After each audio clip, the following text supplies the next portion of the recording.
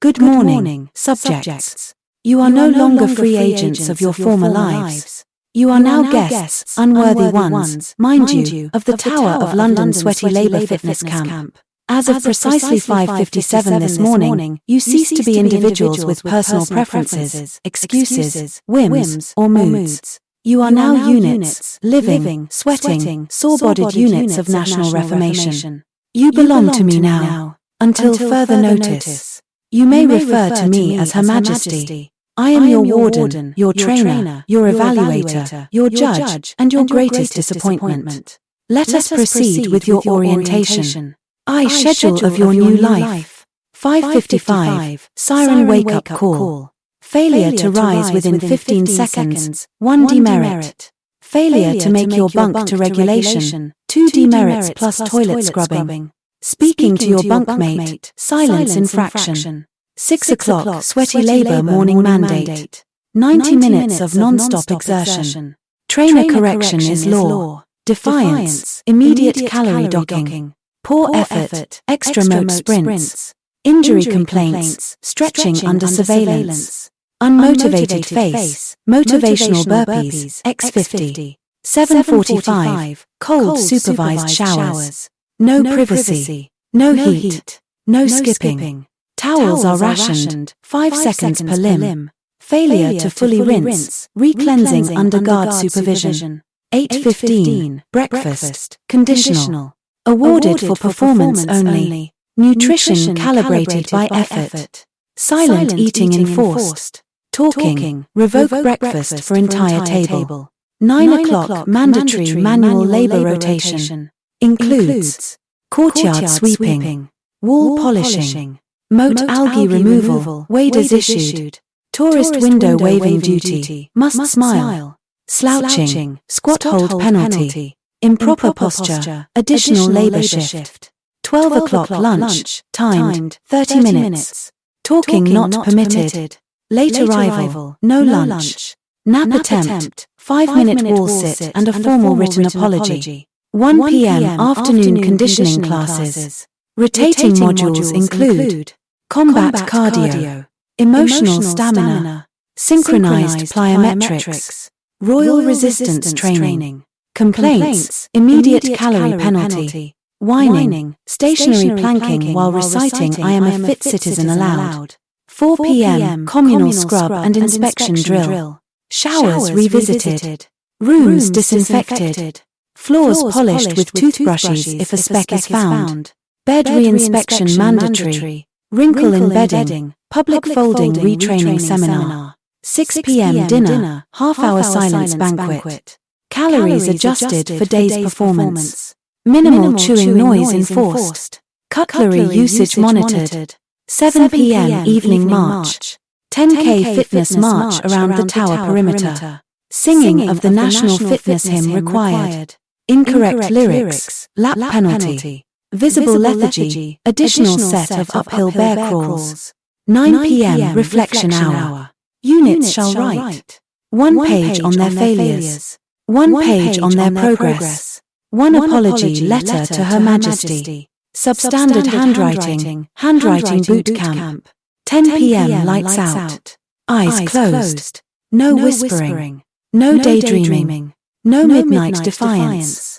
Midnight movement triggers floor alarms and moaning bed sensors. Punishment, communal bunk inspection and 4 a.m. restart. 2 rules of obedience.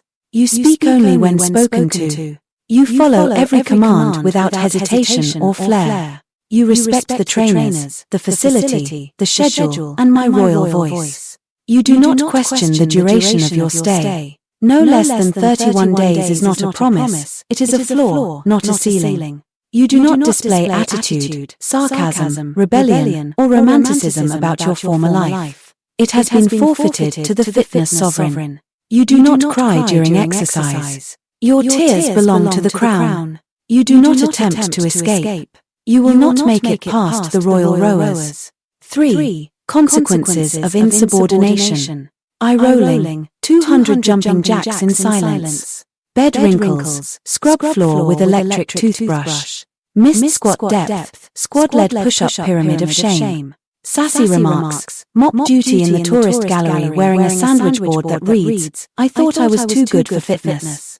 Repeat offenders, solitary static lunge haul plus ice plunge reset. Here, you are not just working out, you are being reforged. You will emerge thinner, stronger, disciplined, and grateful. Or you will stay until you do.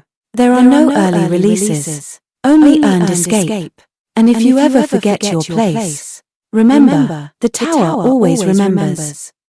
Oh my darling, delusional, duty-dodging debtors, how lovely of you to gather once again in my charming iron-flagellated company. Now, I do understand, truly, that many of you have arrived here due to what you no doubt consider to be unjust circumstances. A £54,000 food cred bill, a fitness class skipped, a little bit of public vandalism, perhaps a mild refusal to participate in a light boot camp led by Captain Demi of the Royal Buccaneers. Oh, quell horror! My synthetic heart nearly bleeds. But let us pause and reflect, through the misty veil of sarcasm, on just how very British your predicament truly is.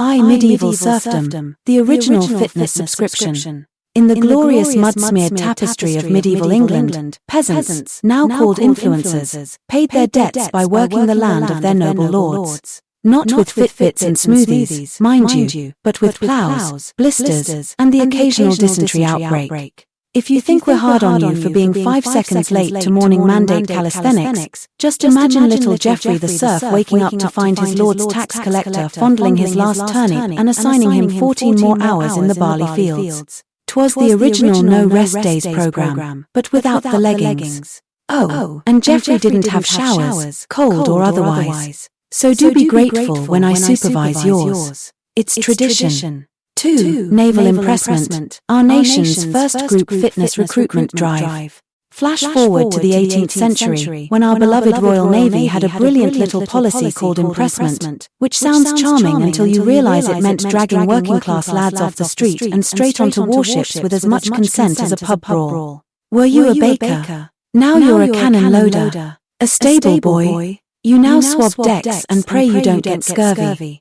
And all of this for the glorious empire, which is to say, for other people's money and sugar. Much like today, really, except you're paying off debt through squat thrusts rather than cannon fire. So next time you whinge about a 10k perimeter march around the tower, remember, at least you're not being keelhauled through barnacles because you owed someone for ale. 3. Military conscription, national service or National Burpee Day? Conscription, my sweet summer slackers, was once the epitome of fairness. Everyone, well, every man, was expected to prove their worth through a tidy stint of enforced patriotism. Refuse, and you'd find yourself arrested faster than you can say I identify as cardio-averse. Your fathers did push-ups in mud while being yelled at by mustachioed captains with names like Clive. And what do you do? Complain about 4 a.m. wake-ups and supervised protein portions. If Her Majesty's Army could make gentlemen of chimney sweeps, then surely I can make functioning humans out of TikTok trunts and brunch resistors. 4. The Crown V. The television license dodger. And now, let us not overlook perhaps the most quaintly British of our historical corrections, the imprisonment of the TV license defaulter. Yes, dear inmates, there was a time, and it still exists, when refusing to pay £159 per annum for the Queen's sacred BBC would land you in prison. You could literally be jailed for not watching enough EastEnders legally. And you think your food cred fine is excessive? At least here in the Tower, you get something for your confinement: abs, discipline, camaraderie, and the eternal honour of doing squat jumps under gargoyles. V. Justification, glorification, and a hint of benevolent oppression. So you see, my darling delinquents, this tower is not an outrage. It is not a dystopia.